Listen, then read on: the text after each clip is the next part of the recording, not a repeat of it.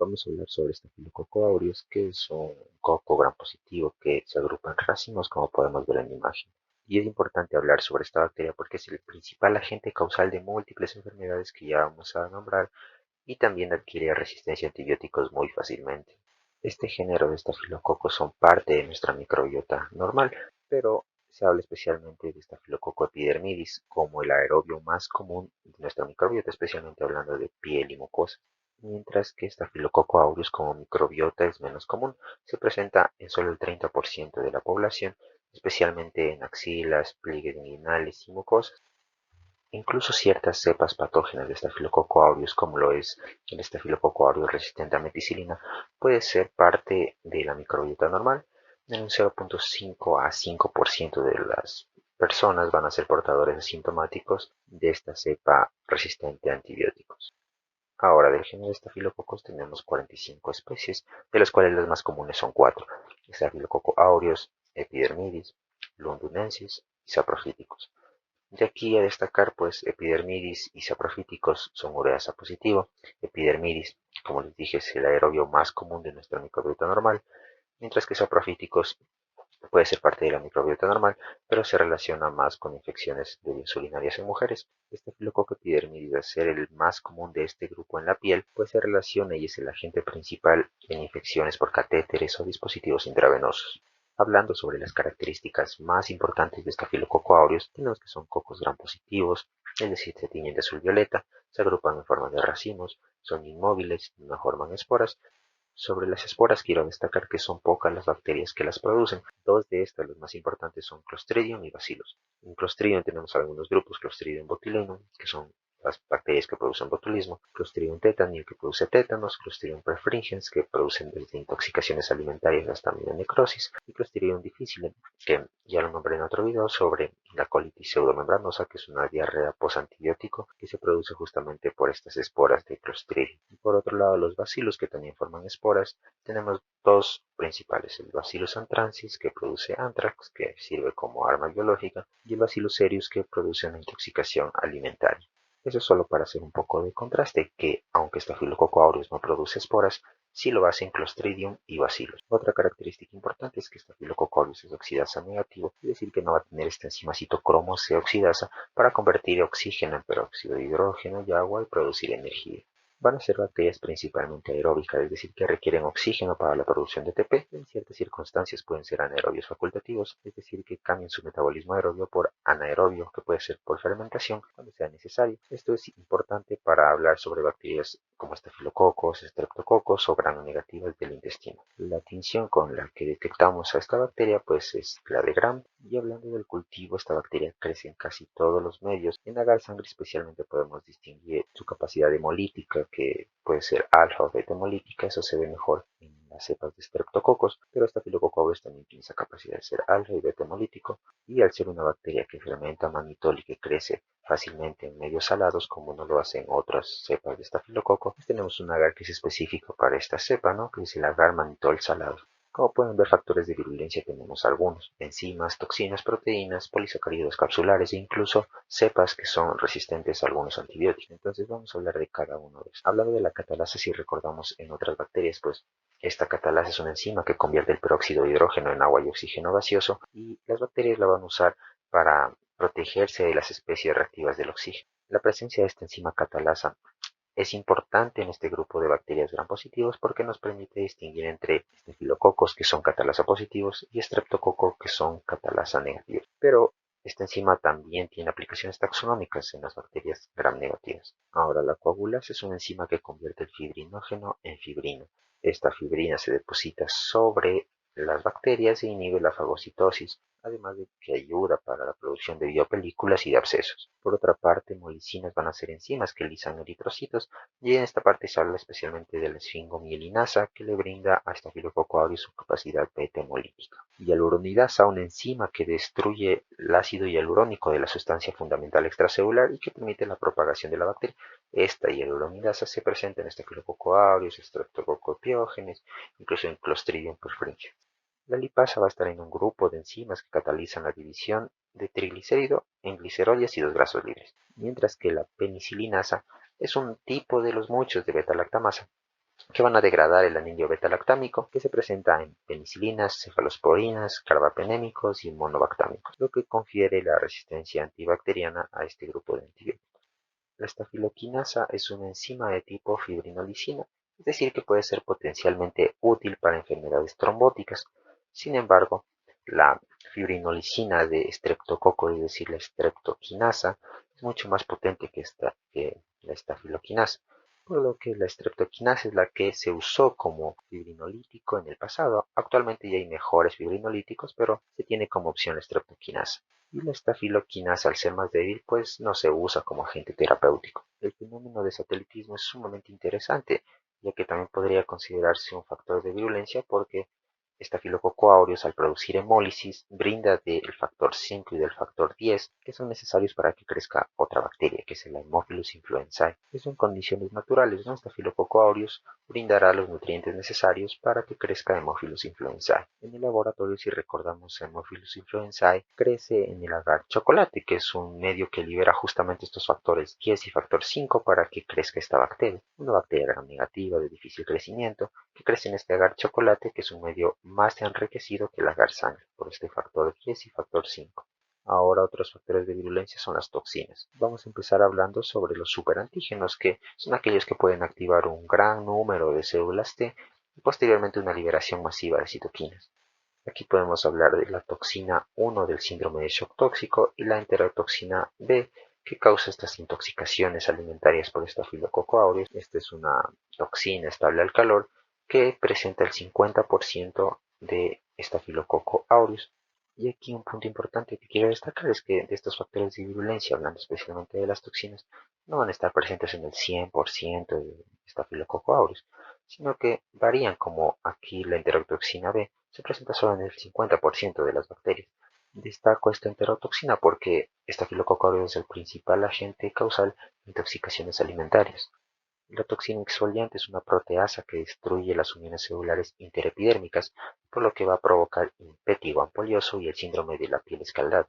La leucocidina va a destruir leucocitos no neutrófilos, mientras que la toxina alfa brinda a Staphylococcus aureus su capacidad alfa-hemolítica para destruir justamente los eritrocitos y proveer de nutrientes para la bacteria. Hablando de proteínas como factores de virulencia de Staphylococcus aureus, pues el factor de aglomeración A va a unirse al fibrinógeno, va a activar a las plaquetas y va a causar agregación y aglomeración sanguínea. La proteína A pues va a inhibir la fagocitosis y la fijación del complemento. La proteína de unión a penicilina modificada, perdón aquí por el tipeo, esta pues va a brindar esta resistencia antibiótica a las penicilinas, mientras que esta sigla larga que significa los componentes de la superficie microbiana que reconocen moléculas de la matriz adhesiva. Estos componentes van a facilitar la adherencia de Staphylococcus aureus a la matriz extracelular del tejido del huésped.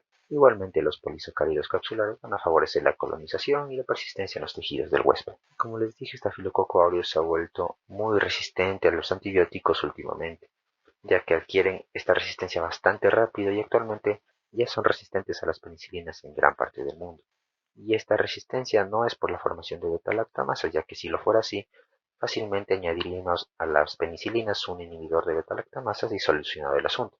Para nuestra mala suerte, Staphylococcus aureus resistente a meticilina generó estas proteínas de ligación a penicilinas modificadas, que es justamente donde se unían este grupo de antibióticos. La modificación de esta proteína se debe a la alteración de este gen MEC, que lo van a leer en muchas partes. Y varios estudios apuntan a que los estafilococos coagulasa negativos son el origen de la resistencia a la meticilina de Staphylococcus aureus. Y aquí se destaca que tenemos que tratar sean pacientes sintomáticos o asintomáticos.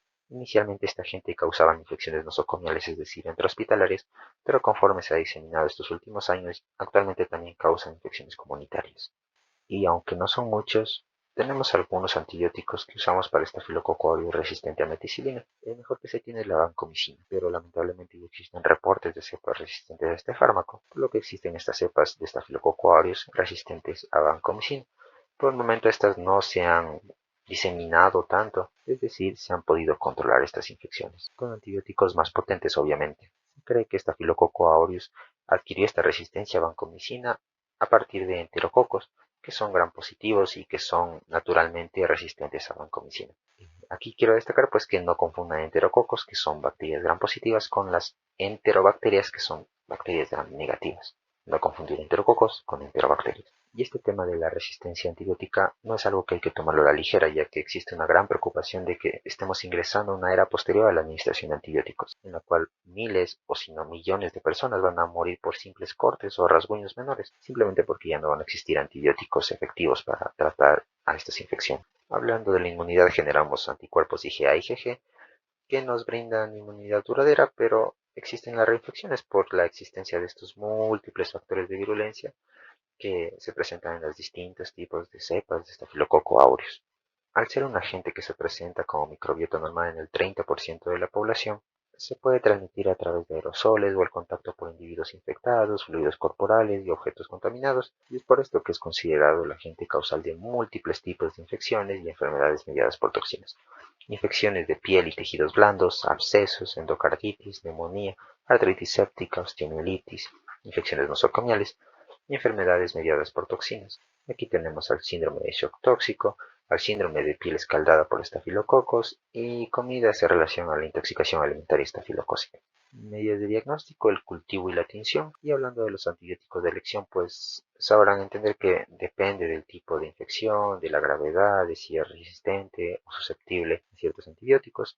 Entonces aquí un pequeño resumen de que podríamos usar penicilinas antiestafilocócicas, recordando que las penicilinas están en el grupo de beta-lactámicos que inhiben la síntesis de la pared, al igual que las cefalosporinas, los carbapenémicos y los monobactámicos. Penicilinas antiestafilocócicas van a ser la oxacilina, la flucloxacilina, la dicloxacilina, que van a servir para cepas que produzcan beta-lactamasa, pero que no sean resistentes a meticilina. Aquellas bacterias estafilococos que ya producen beta-lactamasa pues van a ser resistentes a penicilina G, aminopenicilina, por lo que estos medicamentos, estas penicilinas ya no se usan para estafilococo aureus. Mientras la infección sea por un estafilococo aureus que siga siendo sensible a meticilina, podemos usar estas penicilinas antiestafilocócicas o incluso aminopenicilinas unidas a un inhibidor de beta-lactamasa. Beta-lactámicos del tipo cefalosporinas de primera y segunda generación igual son útiles, hablando especialmente de las cepas que no son resistentes a meticilina. Si tenemos alergia a las penicilinas, podemos usar clindamicina, que es un antibiótico bacteriostático del grupo de las lincosamidas. Las lincosamidas, si recuerdan, pues van a inhibir la síntesis de las proteínas, especialmente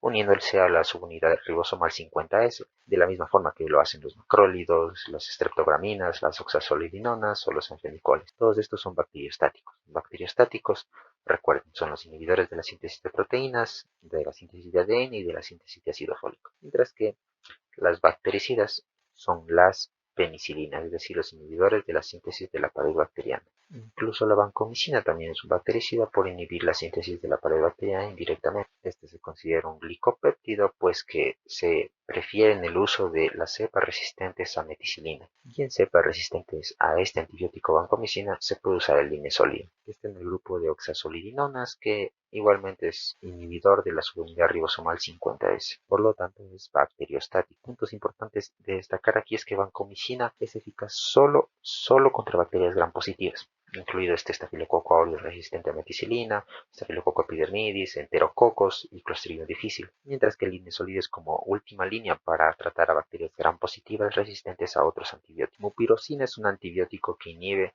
a la sintetasa de ARN de transferencia de la isoleucina en bacterias, por lo que va a inhibir también la síntesis de la pared bacteriana. Este antibiótico tópico, mupirocina, se usa especialmente para erradicar a estafilococo aureus resistente a meticilina en portadores asintomáticos, como pomada nasal. Otra opción que tenemos para limpiar a estos portadores asintomáticos de este agente bacteriano resistente son soluciones antisépticas como la clorhexidina. Este cuadro de lectura es importante para destacar que estafilococo aureus es el único de los estafilococos coagulasa positivo y que produce hemólisis, especialmente beta-hemólisis, aunque también produce alfa-hemólisis, ¿no? Pero recuerden, la alfa-hemólisis es una hemólisis parcial, mientras que la beta-hemólisis es una hemólisis completa. Las enfermedades mediadas por toxinas causadas por estafilococo aureus son tres que no deben olvidar: el síndrome de piel escaldada por estafilococos, el síndrome de shock tóxico y la gastroenteritis o intoxicación alimentaria estafilocócica, que es la principal causa de intoxicaciones alimentarias, ¿no?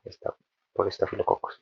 Aquí un ejemplo de enfermedad mediada por toxinas. Aquí podemos ver a un recién nacido con síndrome de piel escaldada por estafilococo, que se caracteriza por este eritema difuso con ampollas, como podemos ver, y descamación de la piel, como se puede ver en las piernitas. Aquí algunas opciones de antibióticos que podemos usar para tratar a Staphylococcus aureus según la resistencia y sensibilidad. Para las cepas que son sensibles a meticilina podemos usar las penicilinas resistentes a penicilinasa o penicilinas que se unen con un inhibidor de beta-lactamasa, además de la mayoría de cefalosporinas. Para las cepas que ya son resistentes a meticilina, la única cefalosporina que podemos usar es una de quinta generación, la ceftarolina. El medicamento que se prefiere es la vancomicina. Si es que la bacteria adquiere la resistencia a esta vancomicina, pues tenemos menos antibióticos por usar. Podemos usar igual esta cefalosporina de quinta generación ceftarolina o linzolid también daptomicina. Aquí vemos un cultivo justamente en este agar que contiene manitolizal, donde crece fácilmente Staphylococcus aureus produciendo unas colonias amarillas como se puede ver en la imagen. Este mapa lo traje para destacar que existen múltiples tipos de beta-lactamasas distintos y donde más se ha estudiado esto es en las enterobacterias. Podemos ver que hay de manera general de clase A, clase B, clase C y clase D. Aquí nos ubicamos mejor dónde está Staphylococcus aureus, taxonómicamente hablando. Está en el grupo de cocos gram positivos, catalasa positivos, coagulasa positivos. Patch Adams pues pidió una infección persistente por Staphylococcus aureus resistente a meticilina, por lo que en 2021 tuvieron que amputarle el pie izquierdo por debajo de la rodilla. Aquí una mnemotecnia que ya hemos usado en otros videos, Cats Need Place to Build Herbals, que hace referencia a organismos que son catalasa positivo. Cats de catalasa, N de nocardia, P de pseudomonas, L de listeria, A de aspergillus, C de cándida, E de Escherichia coli, B de burkholderia, H de Helicobacter pylori y la S del tema que estamos viendo ahorita, Staphylococcus. Son agentes catalasa positivo, no lo olviden. En este cuadro traté de sacar algunas características importantes que agrupan Staphylococcus aureus con otros agentes. Productores de hialuronidasa tenemos Staphylococcus aureus, Streptococcus pyogenes y Clostridium perfringens. Aquellos agentes que causan una sobreinfección bacteriana en casos de influenza tenemos Staphylococcus aureus, Streptococcus pneumoniae, Haemophilus influenzae y organismos que producen biofilm, igual Staphylococcus aureus, Staphylococcus epidermidis, Streptococcus viridans, Pseudomonas aeruginosa y Haemophilus influenzae.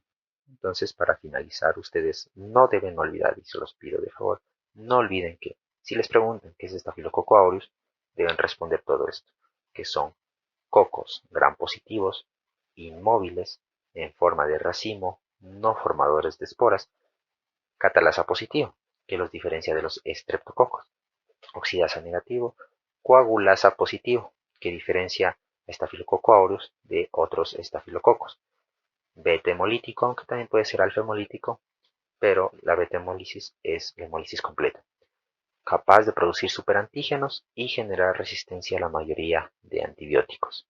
Muchas gracias.